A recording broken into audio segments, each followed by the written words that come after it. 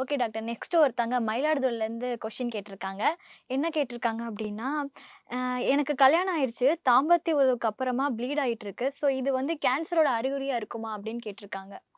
தாம்பத்திய உறவுக்கு பிறகு இரத்த கசிவு, அதாவது பல வருடங்கள் கல்யாணம் ஆன பெண்களுக்கு இரத்த கசிவு அப்படின்னு வரும்போது, இது ஒரு ரிஸ்க் ஃபேக்டரா தான் கண்டிப்பா பார்க்கணும். அதே இரத்த கசிவு வரக்கூடாது. தாம்பத்திய உறவுக்கு பிறகு இரத்த கசிவு வரக்கூடாது. இவங்க வந்து தாம்பத்திய உறவுக்கு பிறகு இரத்த கசிவு இருக்கு அப்படிங்கிறப்போ, கண்டிப்பா போய் செக் பண்ணி பார்க்கணும். எதனாலன்னா, அந்த ஃபியர் ஆஃப் செர்வைக்கல் கேன்சர் இங்க இருக்குமா. இப்போ அந்த கர்ப்பப்பை வாய்ங்கிறது நம்ம உதடு மாதிரி அங்க ஒரு வாய் இருக்கும். இப்ப தாம்பத்திய உறவுல அது அடிபடும்போது, அங்க குரோத் இருந்ததுன்னா, கேன்சர் குரோத் இருந்ததுன்னா, அது அடிபடும்போது இரத்த கசிவுகள் உண்டாக்கலாம். இது ரொம்ப இம்பார்ட்டன்ட்டா போய் செக் பண்ண வேண்டிய ஒரு சூழல்.